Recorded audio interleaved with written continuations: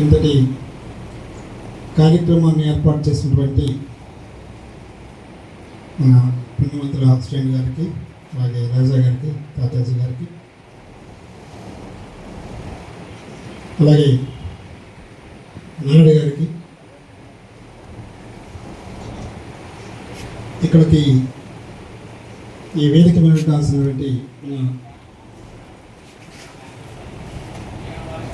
కామరాజు గారికి, మరి ముఖ్యంగా సర్పంచ్ సుశీల అబ్బాయి గారికి, అలాగే కోటా వీరబాబు గారికి, సన నౌకరాజు గారికి, అన్నారావు గారికి, అలాగే కల్లా వీరన్ గారికి, తో పాటు బాబురావు గారికి అందరికీ కూడా నమస్కారాలు తెలియజేసుకుంటూ,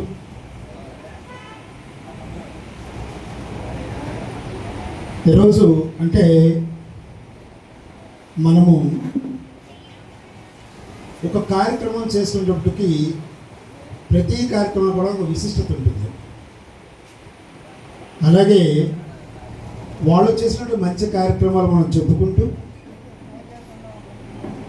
వాళ్ళని గుర్తు చేసుకుంటూ మనం ఏం చేయాలనే ఒక బాధ్యతను తెలియజేస్తుంది ఏ కార్యక్రమం అయినా సరే. ఒకసారి మన ఎమ్మెల్యే గారి గురించి మాట్లాడుకున్నట్లయితే, ఇప్పుడే నాన్నగారు చెప్పారు, రాజా గారి మీద అభిమానంతో ఒక మంచి వేవ్ వచ్చేటప్పుడు ఆయన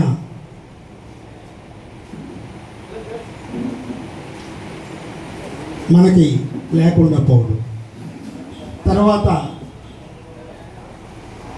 ఆయన స్థానంలో యాక్చువల్గా అప్పటి వరకు కూడా మన ప్రభ గారు ఒక గృహిణిగా ఉండేవారు. గృహిణిగా ఉంటూ రాజా గారి ఆశయ సాధన కోసం పార్టీ బాధ్యతను తన భుజాల మీద వేసుకున్నారు.